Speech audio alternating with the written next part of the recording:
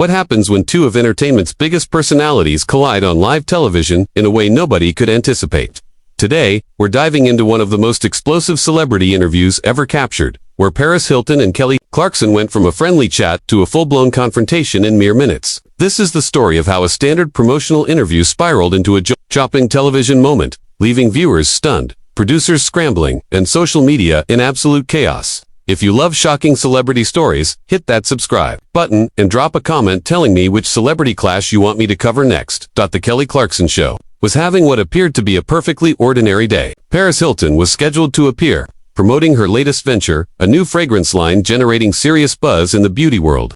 The studio atmosphere was calm, crew members moving through their pre-show routines, lights and cameras quietly coming to life. Kelly, renowned for her warm interviewing style and her knack for making guests feel at ease, had prepared for a conversation centered on entrepreneurship, fame, and Paris's evolution from reality star to business mogul. As the cameras rolled, Kelly opened with her signature enthusiasm. "Welcome back to the show, everyone. I'm here with the incredible Paris Hilton, entrepreneur, icon, and someone who truly needs no introduction. Paris, thank you so much for joining us today."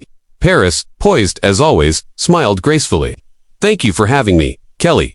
I'm excited to be here and share everything I've been working on." For the first few minutes, the interview unfolded seamlessly. Kelly asked about Paris's fragrance collection, and Paris launched into a polished, engaging pitch about the inspiration behind the scents, the months of development, and her excitement over offering something fresh to the market. "This collection represents a new chapter for me," she said, her voice a perfect blend of confidence and charm. "I've put so much of myself into these fragrances. People will be surprised by the sophistication and complexity we've created." Kelly nodded, following up with questions about the creative process and the business side of launching a fragrance in such a competitive industry. The conversation flowed naturally, both women appearing comfortable. Paris shared anecdotes about working with perfumers, Kelly chimed in with relatable stories, and the studio audience responded with laughter and applause at all the right moments. Then, Kelly made a move that would shift the entire dynamic. "You know, Paris, I have to ask something that a lot of people are curious about. Over the years, you've shared so much about your journey and growth, but there's something that's always intrigued me, and I hope you don't mind me asking." Paris's smile remained, but a subtle tension appeared. Her posture straightened, eyes sharpening slightly. "Of course, Kelly, what would you like to know?" Leaning in, Kelly adopted a tone meant to convey compassion. "I've been thinking a lot about authenticity lately, especially in our industry. I'm curious about your thoughts on the difference between the public persona we create and who we really are behind the scenes, because you're someone who has truly mastered building a brand around yourself." The question hung in the air. Paris tilted her head thoughtfully. "Authenticity is important, Kelly. I've always tried to be genuine with my fans and supporters, but there's nothing wrong with showing different sides of yourself in different contexts." Kelly pressed further. "Right, absolutely. But looking back at your early reality shows and the whole dumb blonde persona, do you ever feel that reflected who you truly are? Or was it a calculated business move?" The studio fell unusually silent. Paris's smile stiffened. "That's a very personal question, Kelly. I'm not sure it's relevant to today's discussion about my fragrance line, but..." Her voice hardened slightly. Rather than retreating, Kelly leaned in, sensing television gold. "I'm just curious because many young women look up to you. Do you have any regrets about playing into certain stereotypes, even if it was a smart business move?" Paris's demeanor shifted noticeably. Her voice cooled. "Kelly, I think you're making assumptions about my career that aren't fair. I've always controlled my narrative and never done anything I wasn't comfortable with." Kelly tried to soften the tension. "I'm not criticizing you. I admire your achievements. I just wonder if the media ever forced you into a box that didn't fully represent who you are." Paris's response was measured but sharp. "The media has its narrative, yes. Not all of it has been accurate. But I've never felt forced." Kelly's face flushed. She tried to clarify. "Paris, that's not what I meant. I respect your intelligence and accomplishments. I was just noting how your public image has evolved." Paris, however, was done with niceties.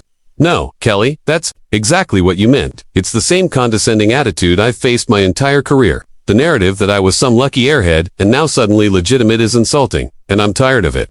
The studio fell completely silent. This wasn't a typical awkward interview moment. Kelly attempted damage control. "Paris, I think there's a misunderstanding. I've always admired your business, since your hotels, your fragrances, your DJ career. Everything you've built is impressive." Paris leaned back, arms crossed, unimpressed. "Admired the simple life, really. 5 minutes ago, you were questioning my persona and implying I should have regrets. You can't have it both ways, Kelly. Either respect what I've done or don't, but don't patronize me. Kelly's tone grew defensive. I wasn't patronizing you. I was asking real questions about pressures women face in entertainment and navigating public perception, conversations I have with all my guests. Asterisk, no, you don't. Paris shot back immediately, her voice sharp and unyielding. You don't ask male entrepreneurs if they regret their early business decisions. You don't ask them if they had to play dumb to succeed.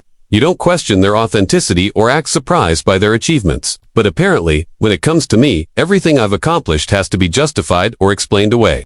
The tension in the studio was palpable. You could almost cut it with a knife.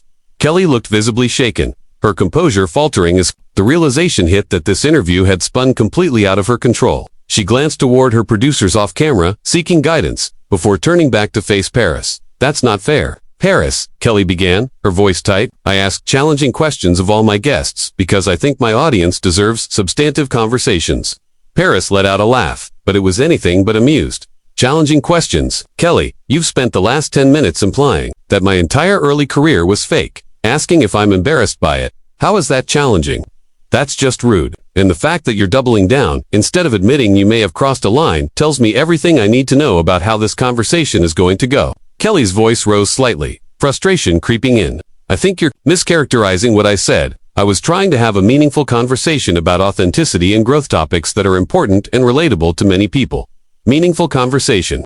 Paris's tone dripped with incredulity. Kelly, you invited me to talk about my new fragrance line, and instead, you psychoanalyzed my career choices from 20 years ago. How is that meaningful? How is that relevant to anything we're supposed to be discussing today? The audience watched the exchange like a tennis match, eyes darting back and forth between the two women. Some shifted uncomfortably, others were glued, captivated by the raw emotion on display. Kelly tried a softer approach. Look, Paris, maybe we got off on the wrong foot here. Why don't we step back and focus on your fragrance line, which I know you're passionate about? But Paris was having none of it.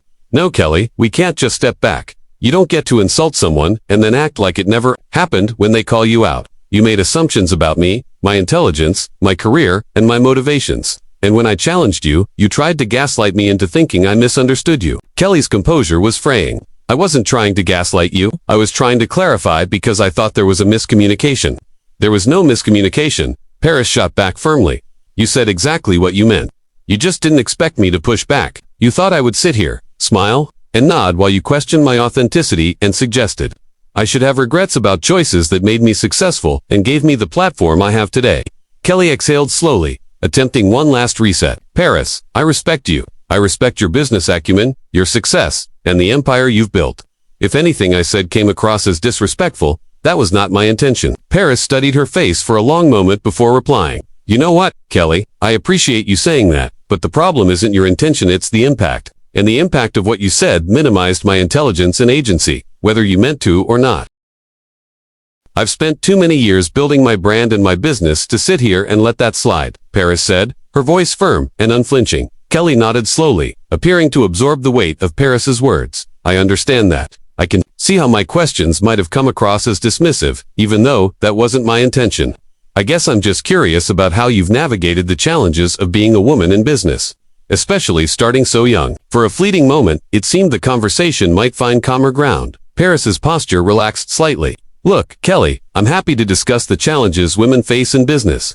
I'll talk about ageism, sexism, and every obstacle I've had to overcome, but the way you framed your questions suggested I was complicit in my own objectification, and that is not accurate. Kelly leaned forward, encouraged by what seemed like a thaw. That's a fair distinction, and I apologize if I wasn't clear.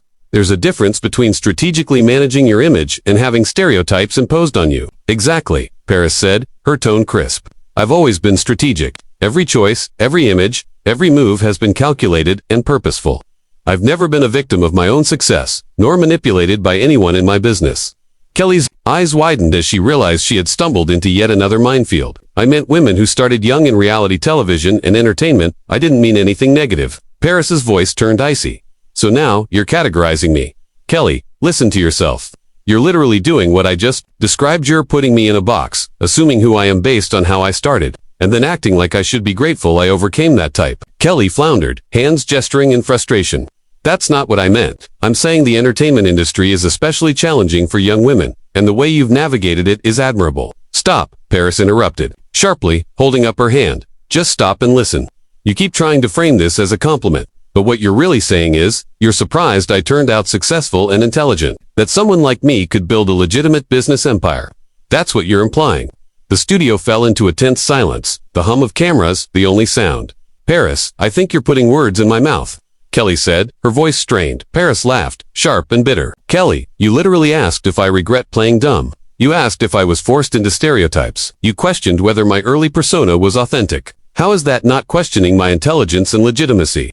Kelly's face reddened. Defensive, I was asking about the pressures women face, not judging your choices. There's a difference between acknowledging systemic issues and blaming individuals. That's exactly what you did, Paris snapped. You wanted me to justify my choices, apologize for how I built my career. And now you're pretending it was about systemic issues when it was just judgmental. Kelly's composure broke. I was trying to credit you for being smart and strategic, and you're attacking me for it. I was acknowledging your growth and evolution, and that apparently offends you. What do you want from me? Paris rose abruptly, her chair scraping loudly. Cameras jerked as operators scrambled to adjust. What I want, Kelly, is for you to stop acting like my success is a miracle. Stop treating me like a curiosity instead of a peer. Show me the respect you'd show any other successful entrepreneur on your show. Kelly rose as well, voice raised. I do respect you, Paris, but you're being unfair. I've been professional and tried to apologize if I crossed a line, yet you keep attacking me. Professional. Paris's voice dripped incredulity. You ambushed me. You invited me here to talk about my business, and instead conducted a therapy session on my career choices. That's not professional, it's exploitative. The audience squirmed. Whispers and phones emerged. Producers off camera were in crisis mode. Kelly matched Paris's intensity. I did not ambush you. I asked thoughtful questions. If you can't handle questions about your own choices and journey, maybe interviews aren't for you. That line broke everything. Paris's face went white with fury. If I can't handle questions, Kelly, I've been in this business longer than you. I've built multiple companies, survived scandals, reinvented myself countless times. Don't tell me what I can and cannot handle. Kelly, voice shaking, demanded. Then why are you so defensive about answering basic questions? Why can't we have a normal conversation about your experiences? Those weren't basic questions. Paris fired back. They were loaded too. Make me look shallow, stupid, or regretful. When I refused to play along, you got upset. You wanted a redemption story. I was dumb. Now I'm smart. I was fake. Now I'm real. That's not my story. That's not true. Kelly, at her wit's end, I never wanted you to say you were dumb or fake. I wanted an honest conversation about challenges and how you overcame them. Paris retrieved her purse with deliberate sharpness. An honest conversation. Kelly, from the moment you asked about authenticity with that fake sympathetic look, you've been dishonest. About your motivations, your questions, your intentions. Kelly's voice cracked. That's not fair. I came with respect and curiosity about your story. Paris faced her directly, deadly serious.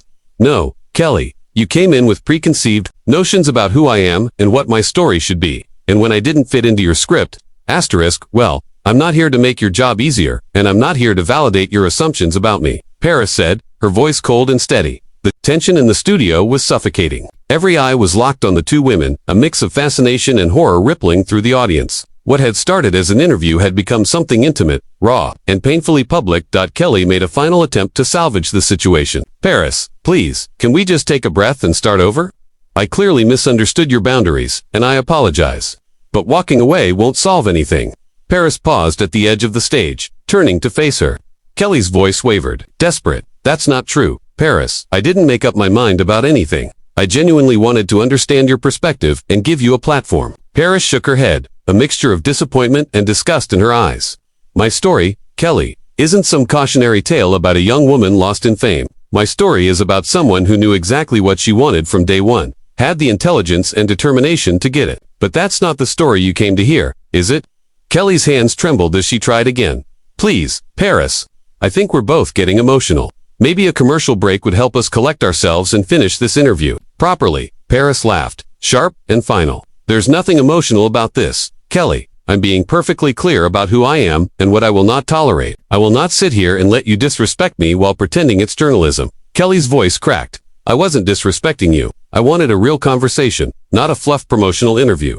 Paris's contempt was palpable. A real conversation, Kelly, would mean actually listening to my answers instead of waiting to lob the next loaded question. A real conversation would mean treating me as an equal, not a specimen under a microscope. The studio audience was silent, phones raised as the confrontation unfolded, a moment already destined to go viral. Kelly's final plea came. shaking now. Paris, walking off my show isn't going to help anyone. We can fix this, please. Don't do this. Paris stopped mid-step, turning slowly, eyes blazing. Worse for both of us. No, Kelly, this situation is only bad for you. I came in good faith to promote my business, and you ambushed me. You'll have to explain to your producers why your guest walked out. You'll have to explain to your audience why a simple interview turned into this. Kelly's composure shattered. I didn't insult you. I asked legitimate questions about your career. If you can't handle that, maybe you shouldn't put yourself out there as a public figure. The words hit like a slap. The studio went still. Paris's expression went blank, then quiet but deadly. There it is, the real Kelly Clarkson. Underneath all that fake warmth and pretend empathy, who doesn't deserve to be taken seriously. Kelly tried to backtrack. Paris, that's not what I meant. I'm sorry. I didn't mean that. Paris's voice cut like ice. No, Kelly, you meant every word. Thank you for finally being honest. Now I know where you really stand. She turned and walked toward the exit, heels clicking with purpose. Kelly called after her, frantic. Paris, please don't leave like this. We can work this out. Paris paused at the stage's edge, addressing the audience directly. Ladies and gentlemen, I apologize that you had to witness this. I came to discuss my fragrance line and my business, but apparently, your host had other plans. Kelly's voice rose, pleading. Paris, don't do this. Paris's gaze returned to her, unwavering. Kelly, I've spent my career being underestimated by people like you, people who think they know my story better than I do, people who think my success needs justification. I don't owe anyone an explanation, and I certainly won't endure condescending questions with a smile. With that, Paris Hilton walked off the Kelly Clarkson show stage, leaving behind a stunned host, a shocked audience, and one of the most talked about interview moments in recent television history. Kelly stood frozen, cameras still rolling, capturing every second of her distress. Finally, she turned to the audience, voice shaky. Well, folks, we'll be right back after this commercial break. But the damage was done. Phones were recording. Social media was exploding, and what was meant to be a simple promotional interview had become a masterclass in how quickly assumptions collide with reality. Paris's walkout wasn't just a rejection of one host's questions, it was a declaration. Success doesn't require diminishing yourself for anyone, and sometimes the most powerful move is refusing to play a game that was rigged from the start.